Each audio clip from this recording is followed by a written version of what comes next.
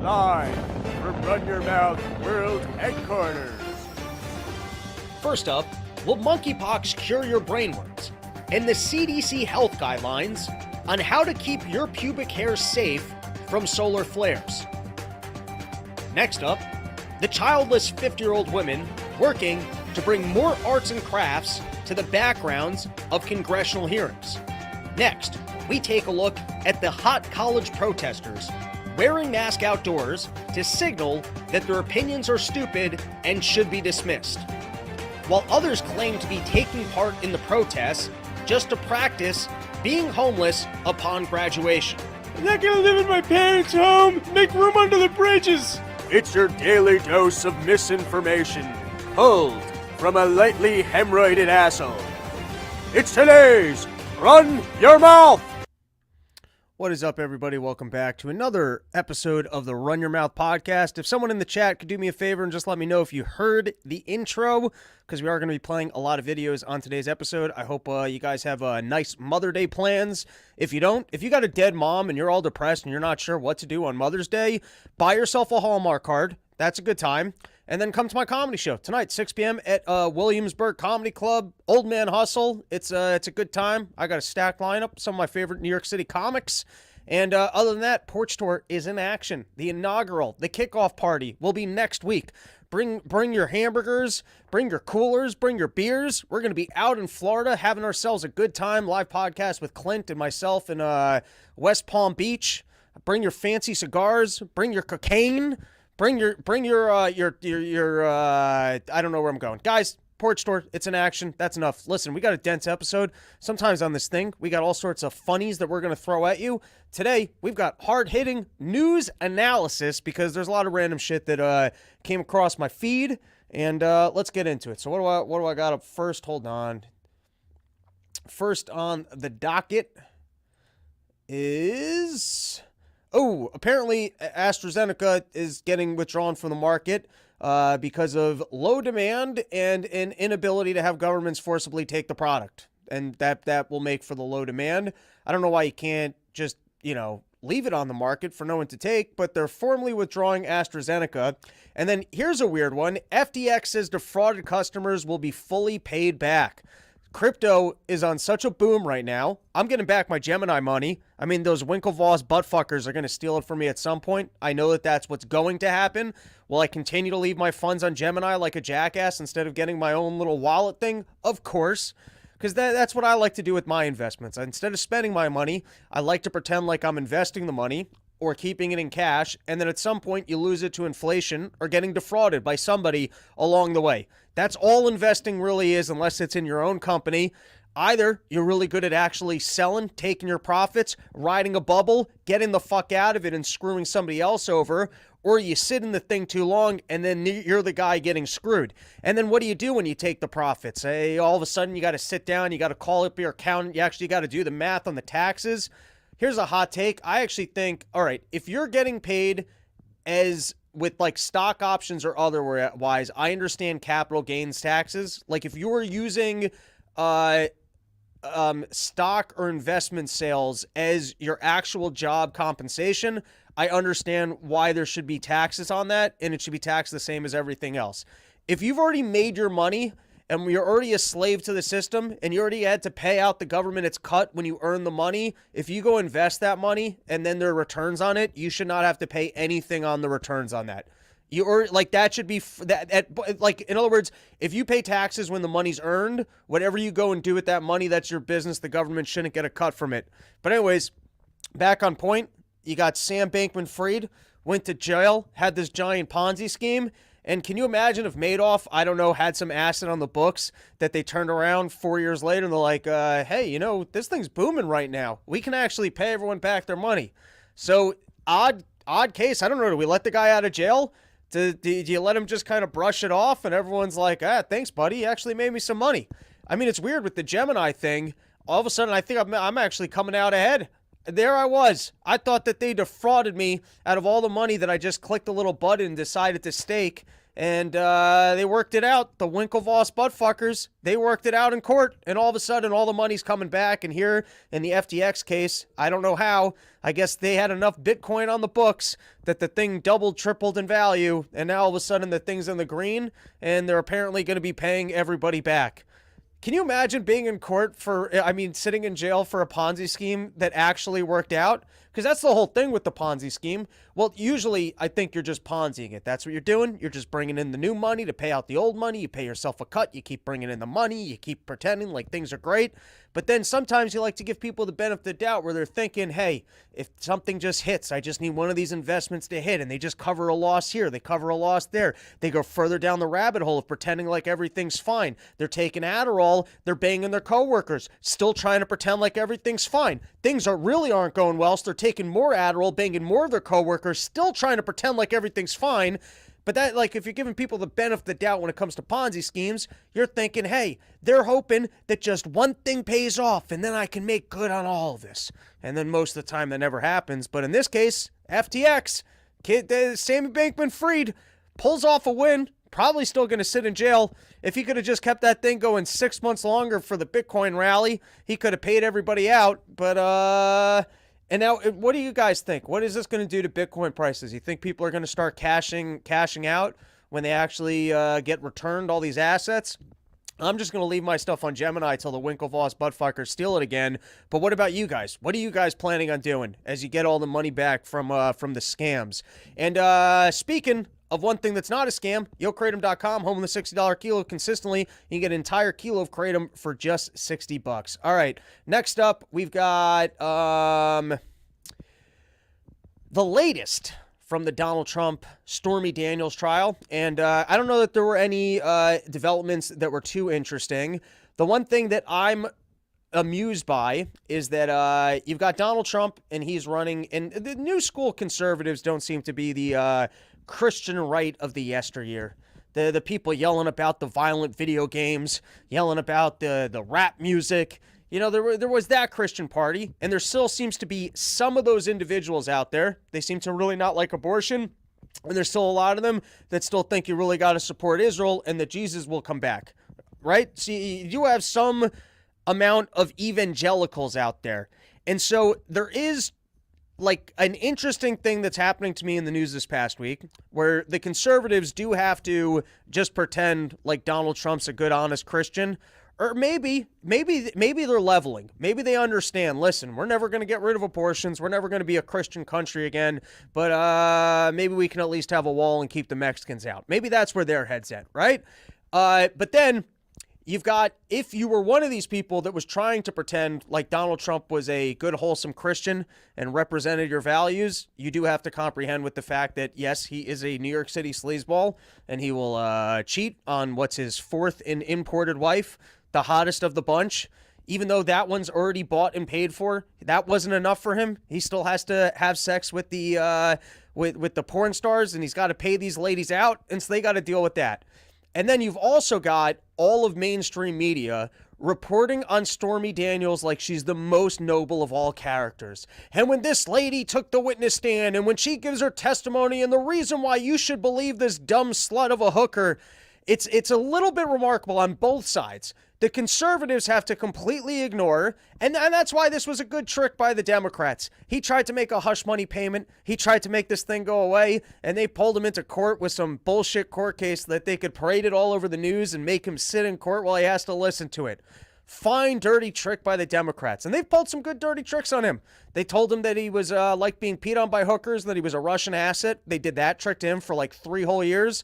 Then they pulled the whole COVID thing on him, where his instincts were right on that. He got duped, but his initial instincts of, hey, let's just keep being, going to work and just being the U.S., I feel like his initial instincts were right, and then they screwed him on that. They sent everyone home. They told him they were all going to die, and he's like, I've got this vaccine that's going to work, and they said, you'll never have a vaccine that works. And then he gets out of office, and they go, everyone better take this vaccine because it totally works. And then Trump's like, that's our vaccine. And then all the conservatives turn around and they're like, yeah, but that vaccine sucked. Why would you even want to take credit for that vaccine?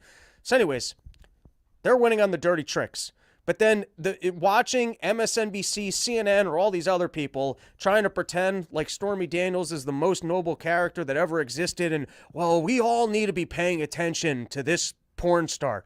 Everyone, we need to listen up now, because when she had sex in that room, we all better, everyone, get your kids out of school and put them in front of the television, because we all need to be listening to the words and the honesty and what she went through and breaking it down. All right. So anyways, I do want to read this from the New York Times morning briefing. It's nothing that's that much new or bigger than what we said, but let's read it. Trump's lawyer aggressively questioned Stormy Daniels at his Manhattan criminal trial, accusing her of lying about having sex with Trump and seeking to profit from her story. That I don't understand. I don't understand why the Trump people are still out there trying to pretend like Donald Trump didn't have sex with her. Just admit it and move on. That's not really even what the court case is about. You're now playing into their game of the fact that this is now as if that was the illegal behavior. There's a lot of conversation here about what's not illegal behavior. That's just to embarrass Trump. And now he's going to even claim that it never happened. That seems tough. I mean, that just seems like a tough move. I don't know why. Just admit it and move on. All right, you made this all up, right? The lawyer asked. Doesn't that, like, in your mind, even though you're winning the court case because it's about nonsense, but now you're kind of, like, because I believe that you guys did do it. I just think the whole court case is nonsense. So now if you're going to try and make it seem like it didn't even happen, you guys are starting to come off like liars also. You made this all up, right? The lawyer asked, suggesting that Daniels, an adult film actress, knew how to create phony stories about sex. Daniels replied that if her story were false, she would have written it to be a lot better. All right, we're neither here nor there. Over 2 days, Daniel testified for almost 8 hours. Trump glowered during some of it, but later appeared to be dozing. The line for courtroom seats was long. One man said he arrived at 3 a.m. Maybe I got to get outside of this courtroom. Maybe I can find one of these people that was actually there and find out what happened in the 8 hours of testimony, because like I said, we keep getting this boring drip, drip, drip, drip, drip. All right, a former White House aide testified that she saw Trump sign checks in the Oval Office and helped arrange for Michael Cohen to visit in February 2017. Cohen has said that he and Trump discussed the hush money payment to Daniels there. The judge denied a motion to let Trump publicly criticize Daniel now that she's done testifying in a second motion for a mistrial, chiding Trump's lawyers. All right, there you go. Trump, he still has to just sit through it. He has to take it. He's not even allowed to comment. Now, for all you people, as we watch the system turn against Donald Trump, and that's what gets you rooting for him. That's where you start looking at Donald Trump and you think the guy's the underdog, and you're like, good, let him win just to say fuck you to all the liberals, just to be a stick in the mud for the system. But then every once in a while, he actually gets a chance to express his point of view. And then you're like, dude, you're the same as everyone else. So this was a headline. Trump again and repeatedly denounces Jews who support Biden. Former President Donald J. Trump made 3 different statements on Thursday suggesting that Jews who support President Biden were betraying their religious and cultural identities, signaling, at least to me, maybe he'll get us out of the Ukraine mess, but I don't think his stance on Israel is going to be any different than RFK or Biden. Now, this was impressive. You know, Donald Trump, they got him stuck in court. He's not allowed to talk. Let me tell you, I do an hour of this show. I don't have to play to a live audience, and by the end of it, I'm done talking. It is nap time. It is time for some snacks. It is time to sit on my couch, stare at the floor, and recollect my thoughts. The fact that Donald Trump has this much energy, we're not going to listen to the whole speech. It's exactly any topic that you mentioned. Well, that'll be great. I'll fix it. It's wonderful. You know what he has to say on everything.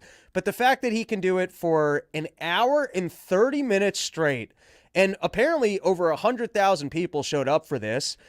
This was the classic thing that he changed by putting the audience behind him, because the news never actually wants to show how big of a crowd he was. So this forces them to actually showcase that people want to be there listening to Donald Trump. How many people do you think Biden can pull, or how long do you think Biden can even talk for? But here, you got to give the man credit. After being stuffed in court for an entire week, unable to campaign, he is able to do an hour and a half here. Just for fun, why don't we listen to some random moments, and you can just expect, like I said, whatever it is, what they're doing, it's horrible. I will fix it. Great. We all know what he says on every single thing. It's basically insert something in the middle and the 4 words that he always says around it. But here we can listen to a couple random moments because, as I said, it is impressive that the fact is just able to go for an hour and a half, no script, nothing. Let's give it a listen. And there's nowhere else I'd rather be this beautiful evening. It is a nice one, right? Then right here on the Jersey Shore at the world-famous Wildwood Boardwalk. Great. Obama came in and he'd make a speech and he'd leave. Bush would come in, he'd make a speech and he'd leave. Trump came in, he made a speech and he went back. He said, "You guys aren't paying your bills." And when I went back the second time, I couldn't do it the first time. I was in office for about two hours. You know, it's hard to go 2 hours. Like I think it was my second meeting was NATO. And it's hard to go immediately. But I said, I'll be back in about 6 months. And when I came back, I said, "You're not paying your bills." And they looked at me, they said, "Well, you mean to tell me," because I said, "You got to pay your bills or we're not going to protect you with NATO." And the press, the fake news went crazy. And you're talking about, hey, they screw us on trade, and then on top of that, we take care of their military. Mr. Governor, right? That's what we're doing. I think it's very apropos. Did everybody enjoy that? Don't enjoy it. You should be scared by it. You shouldn't enjoy it. That's enough. An hour and a half. I'm just impressed that the man's able to go that long. All right, let's take a couple comments. We got Benjels coming in.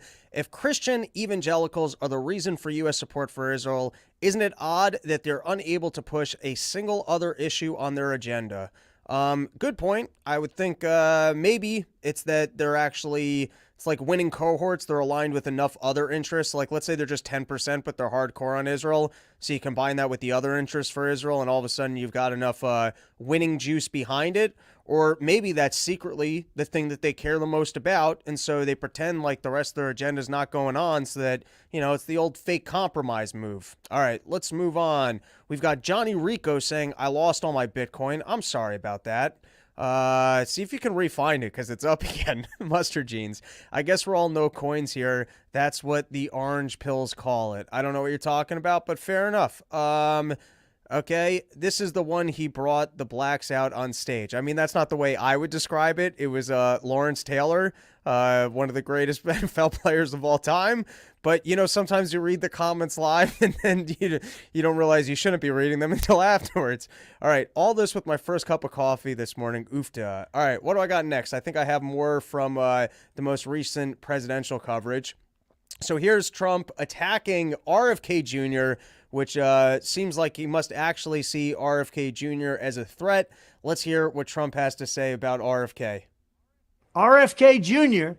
is a Democrat plant, a radical left liberal who's been put in place in order to help crooked Joe Biden, the worst president in the history of the United States, get reelected. A lot of people think that Jr. is a conservative. He's not. He's more liberal than anybody running on the Democrat side. A vote for Jr. would essentially be a wasted protest vote that could swing either way, but would only swing against the Democrats if Republicans knew the true story about him. Jr. is totally anti-gun, an extreme environmentalist who makes the Green New scammers look very conservative by comparison. A big-time taxer, he wants to tax you.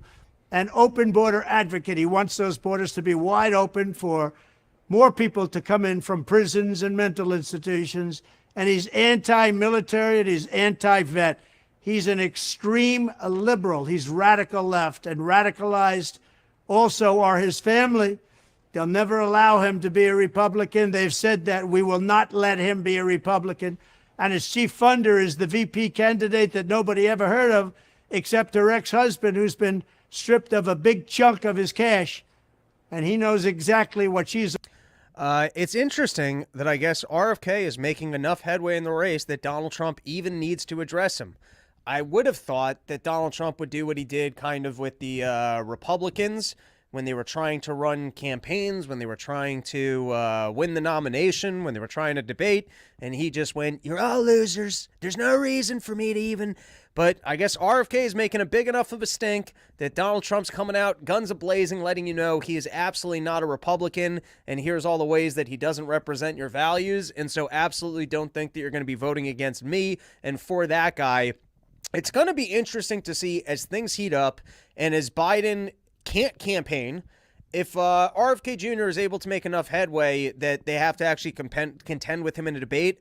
I thought it was interesting the way that RFK was polling earlier on when I would talk to my relatives who weren't even aware of him or his presidency, I wonder how much discontent there is in the system right now of people that hate both candidates. And when they start to learn about the RFK Jr. thing, if they might actually get excited and if maybe he's a more serious contender in like a 30% polling category, then, you know, and this is interesting to me that Donald Trump, even this early in the election cycle, is actually willing to even address him. And now we've got Biden. You've got Trump, full of energy. He's out there, can hold people's interest, doing a rally for an entire hour and a half.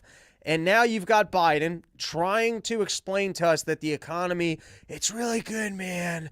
I know you think it's bad, but really, if you just opened up your eyes and you realized you had more money, you know, prices are going up on you, that's actually good because you got the more money to spend it on the prices as they go up. And they'll get you more, and then the prices, they'll go up more, but then you'll have more. And so here we go. We played this on Part of the Problem, which I think we'll be releasing today as well. But just in terms of seeing that Biden has no chance in this race, zero ability to try and sell himself or what the Democrats have been doing over the last 4 years. Here's him, and oddly enough, the press willing to ask him about inflation. The press willing to go, listen, we think what's going to kill you in this election is that voters seem very concerned about the economy. They don't seem to be that concerned about the soul of the nation anymore. Last time around, you were able to talk about the soul of the nation, the return to decency, and then people realized, you know what? I'd rather be able to afford groceries. I'd rather be excited about my economic future, even if that means I have to contend with Donald Trump.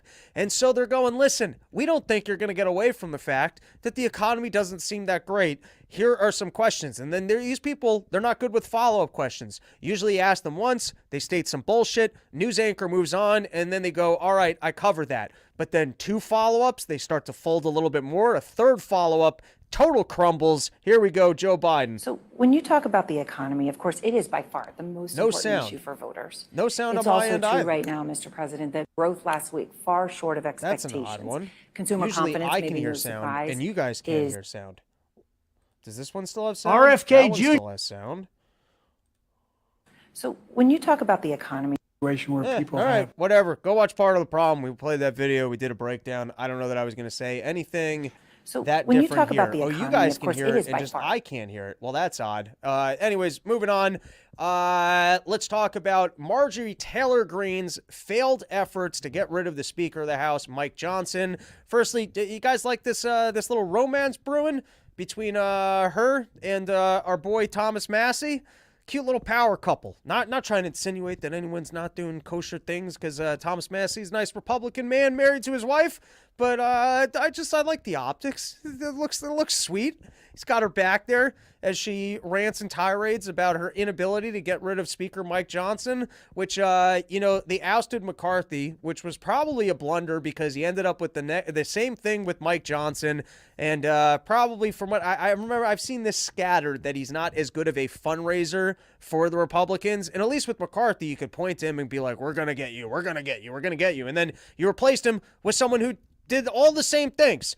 And then you showcase the fact that you can't get rid of that guy. You've got some winning coalition of Democrats who will support Mike Johnson and the Republicans that will, to make sure that the deep state and war machine will continuously get their money.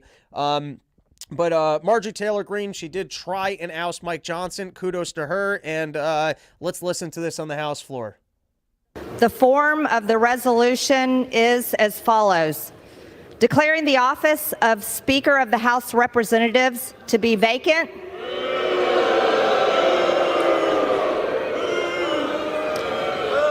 This is the uniparty for the American people watching. All right. Firstly, I love it when the Senate and House or whatever floor just turns into football games. The fact that everyone's booing, I love that. I love the optics of whenever it's a spectacle. I love that Marjorie Taylor Greene is able to bring that out in people. And I also agree with her 100% that this does showcase the uniparty and the fact that there is some branch that does not represent. You can vote all day, you can get your people in, and at the same way, for some reason, the deep state seems to win. The Ukraine war will continue to get its money. You won't get the wall.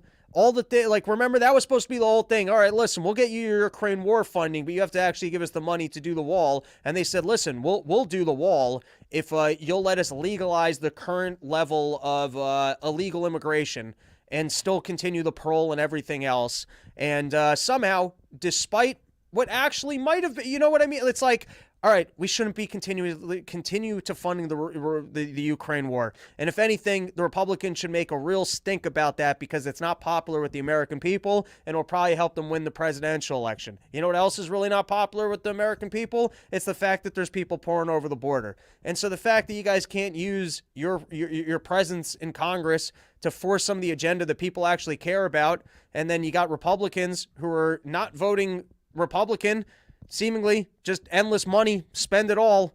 I agree with Marjorie Taylor Greene completely here. Gentlelady will suspend. Those in favor say aye. Those opposed say no. In the opinion of the chair, the ayes. For what purpose does the gentleman from Kentucky seek recognition? I request the yeas and nays. There you go. You can see who vote. The yeas are 359. Continue to support the Speaker of the House. All right, next up. Oh, yeah. All right. I don't know who this Republican is, but watch this wild sellout celebrate a deep state victory. And I don't know what other Republicans share this perspective, but any Republican in Congress who has this point of view, I think we should all be aware of. And I don't know, maybe the Meat Hawks or whoever else can work on educating the American people of the individuals in Congress that do not represent their interests. Let's give this a listen. New York. Oh, Moscow Marjorie has clearly gone off. Are you guys able to hear this one? Why am I not able to hear the sound on this? But, this is type no good. of tantrum is absolutely unacceptable, and it does nothing to further the cause of the conservative movement. The only people who have stymied you guys hear that? our I don't hear it at all. ability to govern are the very people that have pulled producer. I'm these gonna types fire of this stunts guy so throughout good. the course of this Congress to undermine the House Republican majority. The American people gave us the responsibility to serve as a check and balance on Joe Biden and his disastrous policies, from the disastrous withdrawal in Afghanistan. You know, you spend all week collecting the videos that you want to comment on, and then you can't hear the sound, and then you just have to stare at your camera like a jackass. But I guess what I was interested in was the fact that this was a Republican making all of the major Democratic talking points as if Biden had put together a real plan for building a wall and for fixing immigration, and absolutely just taking the Democratic point of view, which they didn't. They tried to legalize the current level of immigration. That's what they tried to do. And just to hear Republicans just absolutely preach the Democratic talking points as if they're trying to fix some of these problems and not just spend all of the money. I don't know. It aggravated me, and I think showcases, I mean, that guy's not a Republican, and I don't know who else agrees with him, but they are not either.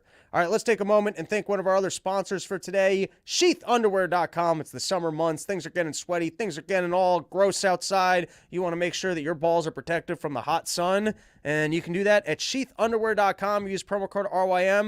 You're going to get yourself 20% off the greatest underwear that's ever graced the balls of man. All right.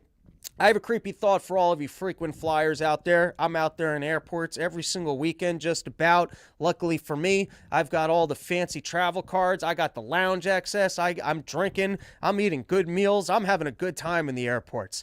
But you've got these Boeing planes, and they just keep falling down. So this was a Transair Boeing 737-383 aircraft, received substantial damage after it did a runway excursion at Blaise Dijon International Airport, which, by the way, dude, I had a flight recently where landing, it did like the bounce off the runway thing, and then you get all of the people like screaming like you're about to die. It was 3 minutes of excitement.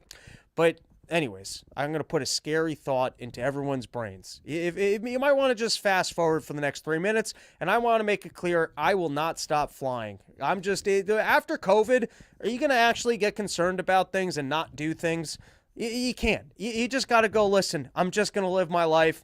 And even if because of socialist policies that somehow allowed Boeing to build shitty planes and then kill the people that wanted to tell us about them, I'm not stopping flying. And I don't recommend that you stop flying.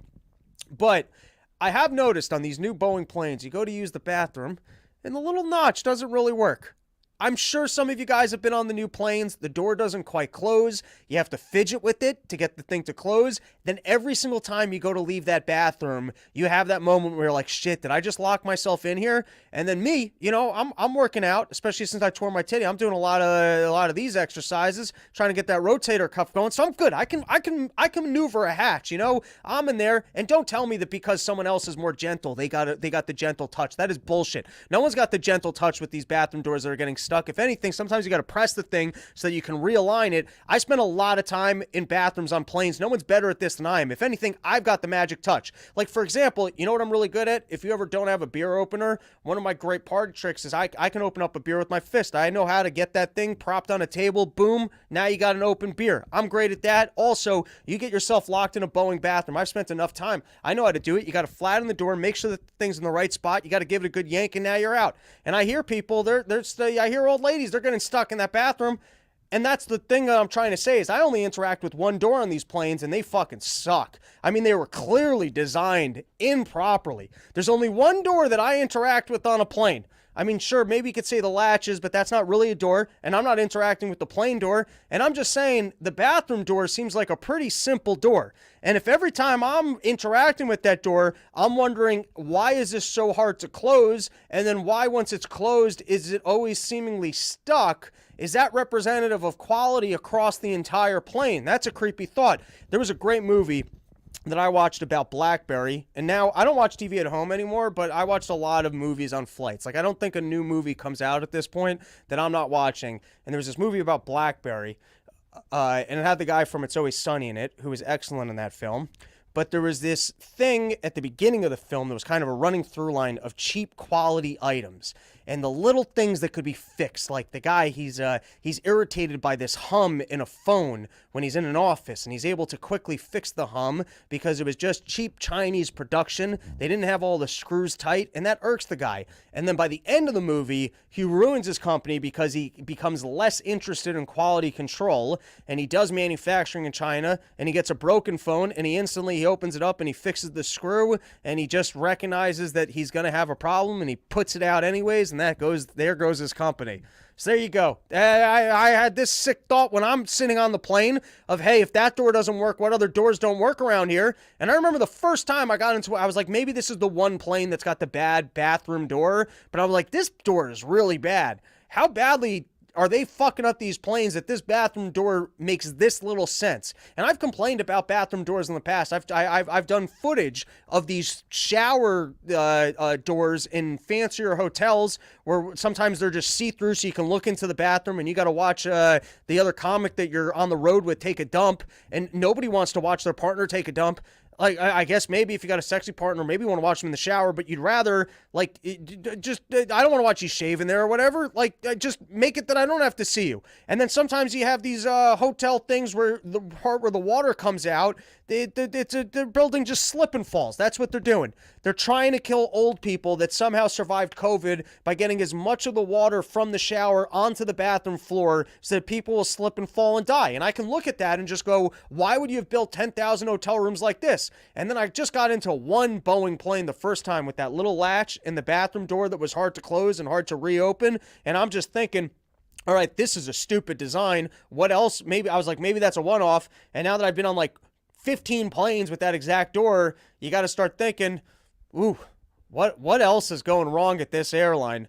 And I don't know if I ended up covering this on the last one. I think it was in the leftover section. But second Boeing whistleblower Joshua Sean Dean dies suddenly from mysterious severe infection.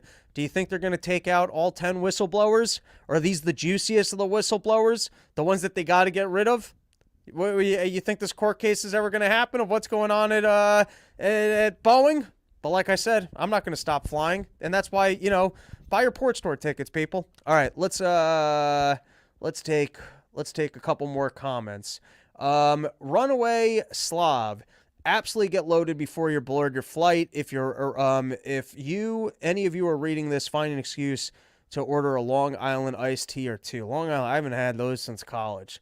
Long Island iced teas are a poor man's game. I like a whiskey on the rocks these days, but, because I don't really do go-mo drinking anymore. It's more like I don't want to feel anxious and like I'm going to die drinking. And then, like, you just kind of, like, even out. It's almost like smoking cigarettes. It's like you're just even, not anxious drinking. But, like, college drinking was go-mo drinking. You're like, I don't want to get fucked up. And then you can walk into a place and just order a Long Island iced tea, and the bartender would go, all right, I see what you're going for here, and then mix every single alcohol into a glass, every single clear alcohol into a glass, and then there's no iced tea. It's like Coca-Cola. They throw some Coke in there and some other things so that it's sweet and you can down it. That was a poor man's game. We used to go to this bowling alley in Jersey with the fake ID.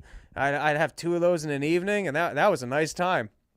Boeing paid Indians $9 an hour to write their software. I'm not joking. I mean, the corporate greed, if that's true, like, you got or maybe Indians are incredible at software and just willing to work for $9 an hour, and all of us are dumb that we don't just go to India tomorrow to hire people to do everything that we need because they're brilliant and horribly underpaid. Or maybe we all really need to start saving more money because as more people realize how qualified Indians are to do exactly what we're doing for significantly less money, there won't be jobs for any of us. J Nate saying Boeing is not safe to fly with at the moment. All right, well, I'm just going to keep doing it and pretend like it's not a problem. JJ, AT at the moment would. All right, we've got a couple more comments. We'll get to the next one. Slip and fall planes. Or bourbon sour make a flight better. I don't need the sweets in there. Just be a man. Throw it on some ice cubes and drink it. And that's it. You don't need all. It's a whiskey. Unless you're drinking shittier whiskeys, in which case work things out in your life that you can drink better whiskeys. I bet Robbie can do a good Boston accent. All right, maybe. All right, what do we got next? We got more show for you. Next topic. What do we got? This is Dr. I think her name was Lena Wang or whatnot. And hopefully I can hear the sound on this, because if not, we're going to have to make an adjustment, because I do have like 4 other videos I wanted to play. There does seem to be an odd shift in people trying to pretend like they weren't involved in trying to sell COVID to all of us, and now trying to be on the right side so that they continue to have jobs in the media and pretend like they're trustworthy individuals, and completely 180ing and pretending like they weren't the exact people who sold this shortly. So let's play this, and hopefully I can hear it. And if I can't, I don't know. We're going to have to make some sort of an adjustment here. And I actually think this is one where the public health and scientific community has a lot to blame. Because at some point, they began, essentially people got the message that if you care about public health at all, or your fellow citizens, you have to be masking. You have to believe in masks and vaccines. And if you are not doing these things or are even questioning whether we should have mandates, then you are somehow anti-science or anti-public health.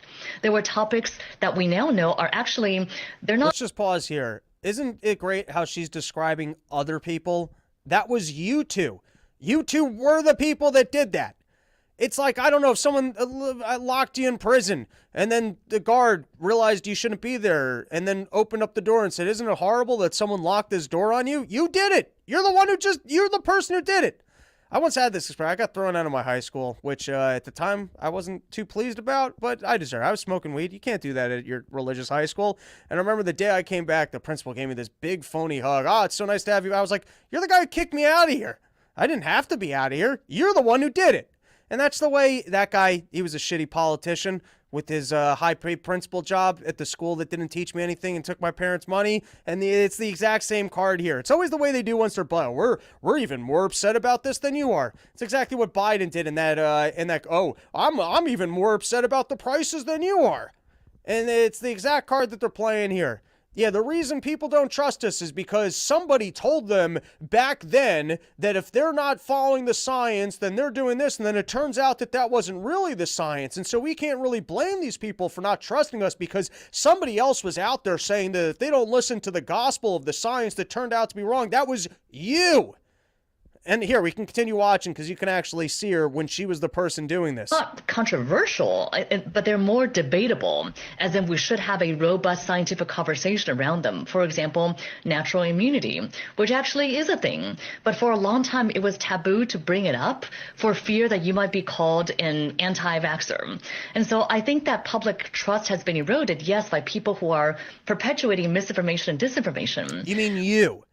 Public trust has been eroded by people like you who got it up, took the regime's talking points, told us that if we weren't listening to you and we weren't giving up our lives to stay home while you guys paraded this nonsense to ruin our lives, we were going to kill our grandparents and we didn't kill about other people. And when we asked you, oh, does this science really make sense? Does it make sense that if I already had COVID, I need to get vaccinated and I can't walk into a restaurant? When we asked things that were just common sense, you told us, oh, you're going to kill other people and you got to trust the science. This was you. And I actually think this is one where the public health and scientific community has a lot to blame.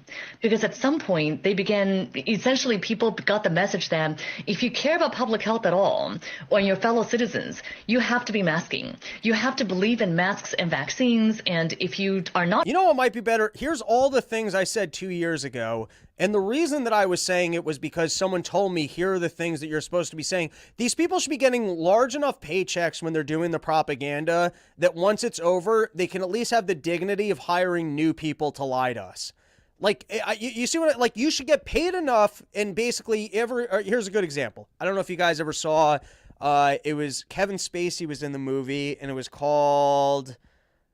about the subprime mortgage crisis. Someone in the chat help me out here. I feel like it was called Short Sell or something like that.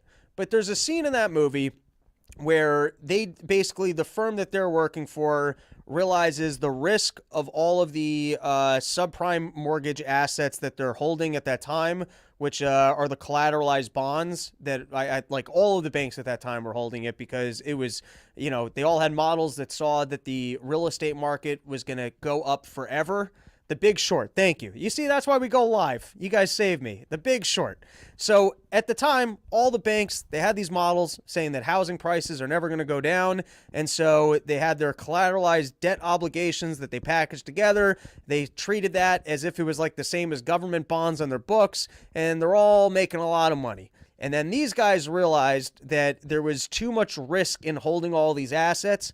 They actually had the insight of, oh no, it wasn't The Big Short. The Big Short's a different movie. But anyways, they realized they got to dump all these assets. And Kevin Spacey, he spends a scene, there's a scene in the movie where he's talking to all the other traders and he basically lets them know, after this, you guys are going to have to take a break from working because your credibility will be shot in the industry. We are dumping all of this. It's going to be on, you know, our partners. And when they find out that we dumped all this on them and this market collapses and then they know that we had the insight, you guys are going to have a hard time finding work. And so here are your bonuses to go and get this done.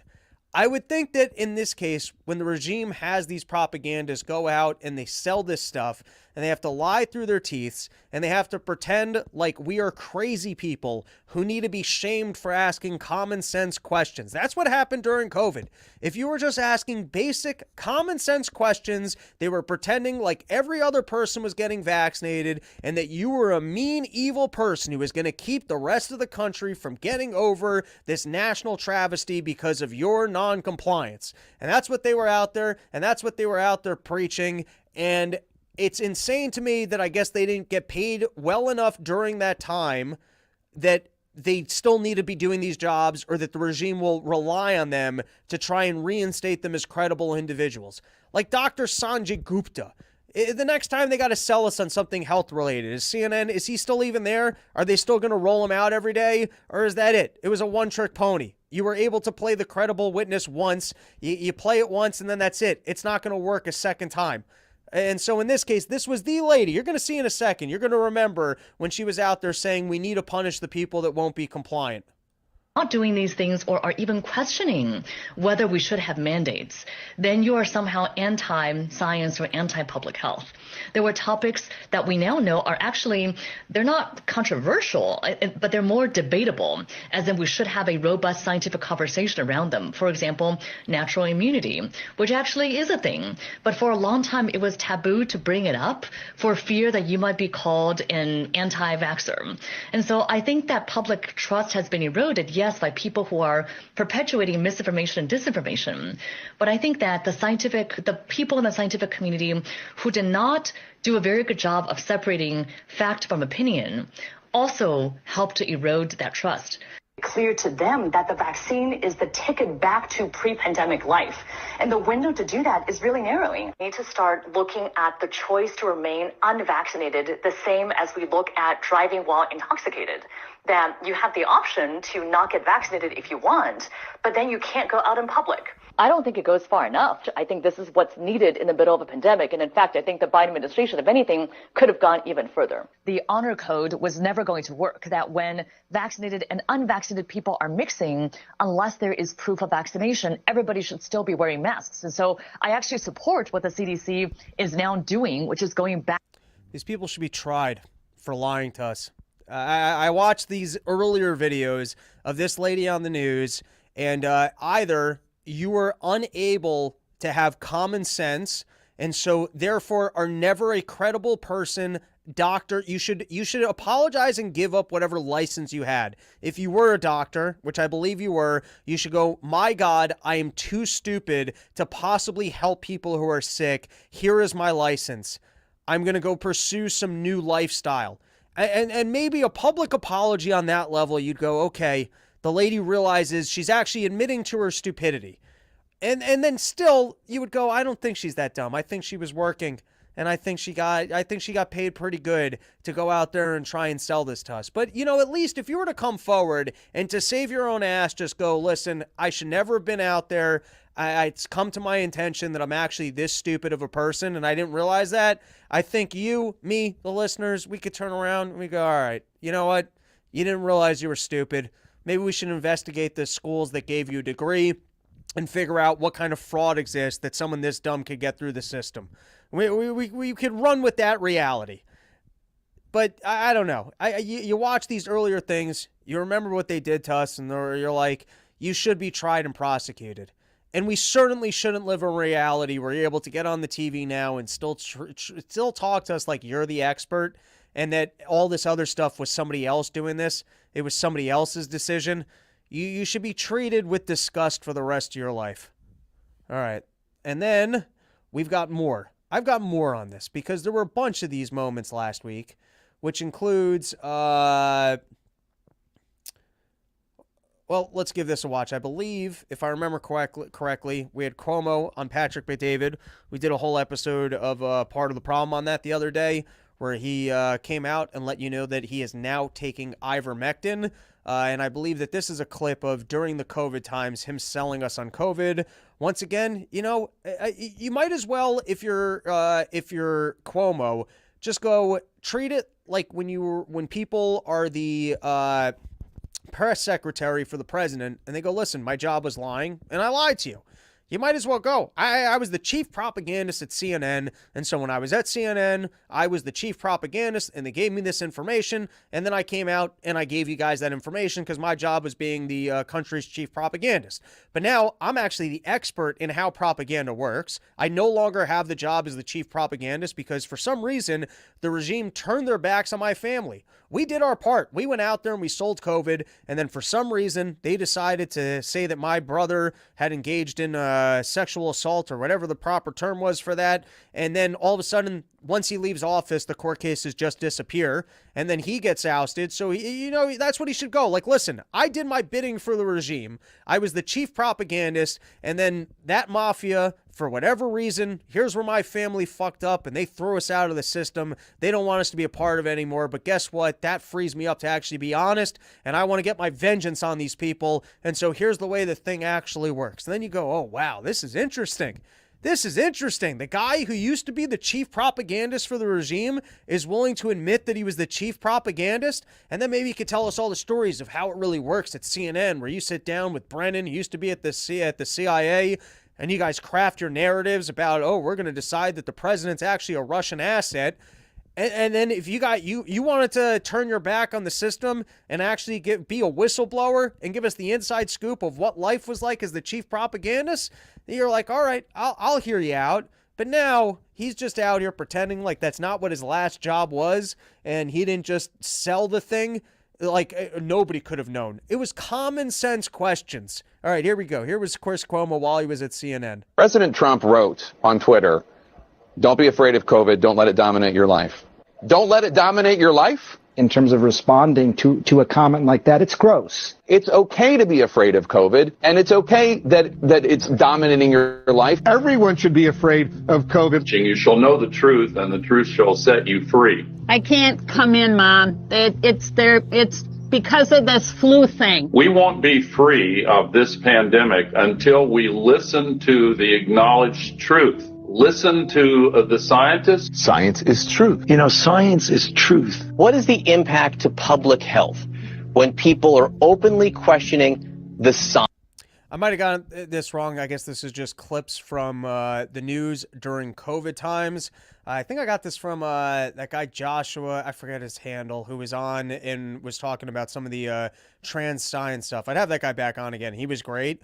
There was a different video of Cuomo basically talking about how foolish people were being on ivermectin that was making the rounds. So this video, I guess, is more just clips of them selling us on the panic of COVID during COVID times. And then after this, we'll listen to Dr. Deborah Birx, who was part of the White House council and one of the doctors that made all the decisions in terms of selling us on the pandemic and selling us on the vaccines, and her now talking about a 9/11 style commission to basically cover it up between you and I. But anyways, let's continue watching this because we can all feel that rage. Relive the COVID era. Now is the time to do what you're told.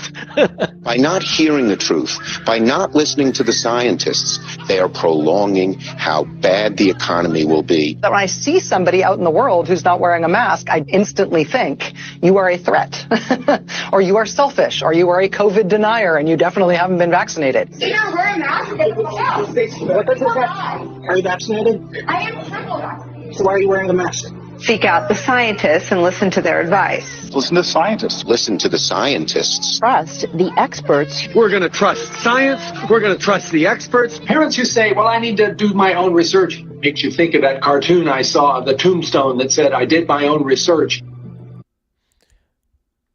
All right. Now, we're going to watch a little bit of this, and then I'll jump ahead. But you have Dr. Deborah Birx. You guys might remember her from this show because she was the person that admitted during it was either a congressional hearing or testifying before the Senate that the vaccine was never tested for infection. When they were out there and they were selling you, hey, if you take the vaccine, you're not going to get sick, she was the one who later admitted it had never been tested for that purpose, and that when they sold you on the fact that you weren't going to get sick, they were lying to you. And now we're going to watch the beginning of this, and then we're going to jump ahead. But now she's talking about a 9/11 style commission, which I'm all for. But you know who doesn't get to call for it? The people that were involved. You know what? Oh, I'm just as upset as you are. You were the person that did this. You're the person that didn't get up and go, hey, I'm actually the doctor, and I reviewed this. You know, the people you're supposed to trust, the people who are part of the government agencies who are the best doctors and the best at reviewing this. Well, I'm actually that person, and I'm here to tell you that this isn't going to prevent infection. That's not what it's made for. But you didn't do that at the time. And so are you coming forward to rat on somebody that prevented you from doing that? Is that because you don't seem to be doing that here. You seem to be saying that some other government agency needs to come in and look into, well, you were there. Why don't you just tell us what happened? Why don't you tell us why it is that you didn't give us that information at the time that everyone was on the news saying this is going to keep you from getting sick?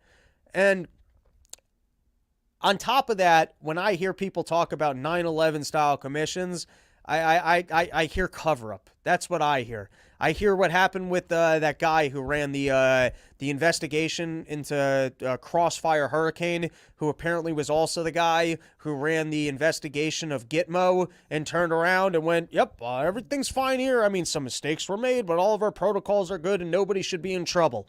That's what I hear. I hear us going, oh, don't worry. The government agencies that failed us horribly, we're going to have another government agency that's going to review it. And so you don't have to worry about it. Look, you trust the system because they reviewed it. And yeah, some mistakes were made, but no one's going to jail and no one's in that much trouble. Here you go. Does our government have documents that reveal where COVID really came from? That's what a congressional subcommittee said today. They're investigating the origins of COVID-19. They demanded more transparency on classified State Department documents. When did the State Department get these? Right? Says right there, this is the question to Blinken. But is this stuff that was given to Blinken, or did they have this in the last administration too? Either way, we got to get to the bottom of this lab leak theory, don't we? Did China really cover it up? It would have been interesting 4 years ago. Remember when we had Sam Parker on the show, let us know that COVID was going to be a big deal 3 weeks before New York City shut down, and then he was like one of the first people that was censored off of Twitter, and you realize, wait, they're just going to censor people off of Twitter? I mean, that's when this was interesting. Or when the director of the CDC stepped down because he was saying that there was a lab leak theory, and or that it seemed reasonable. The guy with the big mutton chops was out there going, hey, it looks like this was leaked by a lab. And then he gets removed from being the head of the CDC. And then you got Fauci. Nobody's saying that. I mean, sure, there's the guy that we just fired, but nobody's saying that. Nobody here really thinks there could have. I mean, this is really interesting journalism 4 years ago. Does our government have documents that reveal where COVID really came from? Ooh. That's what a congressional subcommittee said today. They're investigating the origins of COVID-19. They demanded more transparency on classified State Department documents. When did the State Department all these BS agendas? I don't know why I'm playing all I've this. always felt Here that we could know where this thing came from, but China just doesn't want to comply. You think it's as simple as that at the end of the day? Well, we knew that from the beginning of the epidemic and the pandemic that China wasn't being transparent. If you remember, they were telling WHO that there was no human-to-human transmission when they were having their hospitals overrun with people with symptoms. So this lack of transparency existed with SARS. It existed with COVID. I'm hoping we learn our lesson and that like-minded countries get together and form a real treaty of sharing information. But at the same time, I've called for over and over, just like you, a 9/11-like commission where all of this is laid out and there's transparency with the American people. When we talk about... She's describing a cover-up, okay? We need someone who we know and trust who can go in there and say, oh, yeah, a couple mistakes were made, but the system's perfect and you should trust in the future and no one defrauded you and no one goes to jail. Rebuilding trust in science and data and information, it starts with transparency. What mitigation worked? What about the vaccines? What about long COVID? What about lab leak? And are we taking precautions to prevent? Good point, Mr. Mike Bad Knees. We knew that at the very beginning. Yeah, and were you out there saying it? Prevent a future lab leak, because people are working with zoonotic viruses every day in multiple labs across the globe. And so what practices are we changing? So, Doc, AstraZeneca made a headline today pulling the vaccine. They say it's because the demand curve isn't there anymore. There are other products. Other people say it's because the other products are better than their monkey based one and that has less side effects than AstraZeneca. And it has motivated people's paranoia about vaccines. What is your opening statement about whether or not the COVID vaccines were effective and whether they are safe compared to most vaccines? They were very effective for what they were supposed to be used for, which was prevent severe disease and hospitalization and not what they told us when they rolled them out. Deaths. And that's what the vaccines were studied to do in this country, and that's what they did. Now, the question, you're asking a broader question because a lot of people were immunized that weren't in those high-risk groups, and that's why they're immunized in the not high-risk. Isn't that what was required of us? Isn't that what people lost jobs over? I mean, are you saying that we should have just given this to the elderly? Is this more in line with might have been like the Great Barren? I mean, I guess I don't even know if they called for vaccination, but even I was like, hey, old and sick, maybe that makes sense. But for the healthy ones, doesn't seem like this thing's got that much utility. Is that what you're saying? Because my God, we would have had a very different COVID experience if that was the what the vaccine had been studied for, and that was what you guys were telling us. I mean, this actually sounds to me like this should be the first admission of somebody who's getting in trouble for lying to the American people as a part of this 9/11 commission, because did you have this information then?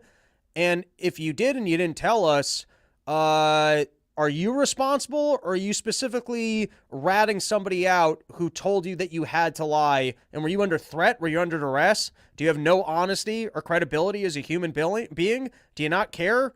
I mean, you're supposed to be like one of the big doctors, and people like nurses are losing their jobs, even though they have natural immunity, and you're shaming people. You're having people stay in their homes. Are you telling us that at the time, based off the studies, you had different information and you didn't come forward and clarify it when Fauci or everyone else was on the news saying otherwise? I mean, this should be the first part of your 9/11 style commission is who threatened you to not share that information, or the jail cell that we're preparing for you because you knew all of this and let us do the COVID thing in the way it was done. Has to be this transparent panel and discussion. But AstraZeneca, I mean, I just want to take a second to step back. All right, I want to jump forward. Did amazing things for us in the public sector during COVID. They made us test within weeks of us asking for it. They made us monoclonal antibodies. By the way, the initial testing was one of the failures of government, from what I remember. They made us antivirals and they made us vaccines, all within the first 9 months. That's extraordinary. What AstraZeneca is saying, and I think pretty clearly, they didn't make a second-generation vaccine against the new strains. And so rightly, the use of that went way down. And so they should be saying, we're not going to make the new strain, and so we're not any longer going to make. All right, that's enough of that. We got Guy Harding coming in. Rough episode, buddy. You meaning that the topics are harsh, or we're more all over the place than usual? All right, and then we've got more show for you. This is a long one for Mother's Day. You guys can show up to your Mother's Day barbecue in the afternoon, all hot and heated, and starting fights with your family about topics that have been irrelevant now for 3 years. So, give your mama a hug, give her a kiss, tell her I love you, and then give her some shit for COVID and what's going on in Israel. It's all of your obligations as members of the Run Your Mouth family. All right, a couple quick topics, and then we're going to move on with our lives. I was reading this article in the Wall Street Journal about Social Security, and I'm starting to think we need is some light breakage. We need some light breakage to educate the American people on the fact that the elites, the government, they're lying to us. They're lying to us about the amount of resources that are available. They're lying to us about this idea of, we can just print money. There's endless money. There's all the money you ever need for anything. We need some light breakage of people realizing that they were lied to, because while you're being lied to, while the Ponzi scheme's going, it seems like everything's fine. You can be taking vacations you can't afford because you think Madoff's got all this money of yours. You think you're making your 10% every month. You think that you're wealthy, and so you're living a lifestyle. And if someone actually told you the reality of your financial situation, you would realize, I can't afford this house. I can't afford to be taking this vacation. I can't be afford because all this money I think I have, I don't actually have. And so for whatever amount of time you're in that bubble and you're spending more money that you don't really have, you're creating more of a problem for yourselves. Once reality settles in, reality sucks. You thought you were rich and you're actually not rich, but at least you can start making adjustments. Maybe you don't tell your boss to go fuck themselves and then you work 10 more years because you're actually not wealthy. Or I don't know what kind of decisions people were making with their lives because they thought all their money was safe with Madoff. But the point I'm trying to say is while you're in the Ponzi scheme, it feels nice because you think things are going well, and so it feels good, but it doesn't actually help because it's fiction. And I think that's true of the United States government and for all these people that like voting for forced wealth redistribution because they think, hey, look at all this free stuff I'm getting, and it's not really free. And at some point, it's going to shatter, it's going to break, and or at a minimum, it's getting in the way of growth. And so I was reading this article about Social Security, And everyone goes, Social Security is off the table. It's off the table. It's off the table. And obviously, if people were told by the United States government that they were going to have resources that they need in retirement and they don't, that is tragic. But learning the lesson that all of those politicians lied to you and that they are lying to us when they're telling us that they are actually planning for the future and that they have our best interests in mind might actually be a good breakage for change. Like, even if we were to come together and go, all right, we're stopping Social Security and we're going to figure out what amount of our taxes are going to go to like the current people in retirement, and then even people 10 years from now, you're not getting it, you better work, and let everyone be outraged and vote all the fuckers out. Let people actually learn, oh, these people are just lying to us. And then when they start lying to us about other goods and services that can be free, we can go, oh, it doesn't help because you're lying to us. All right, so I want to read a couple. This is from the Wall Street Journal opinion section. I highlighted a couple things that I think are noteworthy. At that point, without congressional action, elderly and disabled Americans who rely on Social Security could see their payment cut by 17%. Congress could avoid the crisis by raising a payroll tax, trimming benefits, or some combination of the two. So already we know that there's shortfalls and they're going to have to trim payments by 17%, which also does not include the fact that the money that you're getting when you retire after inflation won't have the purchasing power. So if you're actually looking at both reduction in purchasing power and a reduction to keep it solvent of 17% right off the bat, I don't know. Off the top of my head, you're probably looking at a 40% cut. All right, next thing that I highlighted. Putting the combined trust funds on track to depletion in 2035. Not that far away from the trust funds being completed. All right, and now here's what's worth noting about the Social Security trust funds. But money sent to the trust funds didn't sit there. Instead, Social Security technically lent it back to the rest of the U.S. government, which then used it for anything from military funding, operations, paying back bondholders. In return, the cash the government gave to the trust fund in return for the cash, the government gave the trust fund special IOUs, which at the heart of our government system is Dumb and Dumber. It's Dumb and Dumber. Oh, those IOUs, that's just as good as cash. You can open up those briefcases. Where did all the money go? Don't worry. Those are IOUs. We're worm farmers. That's as good as cash right there. So for everyone who's trusting the government system and they got our best interests in mind, just know at the heart of the system is briefcases of IOUs.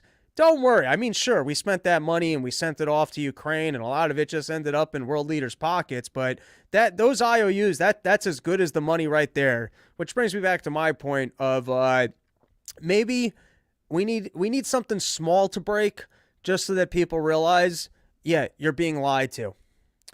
I got some Israel stuff, but I don't really want to do it. Leftover show. We'll keep this one for the next one. We'll call it there. It's a long episode, dense, hour and 15 minutes, hour and 6 minutes. We got into all sorts of stuff, and that is our show. Everybody, listen.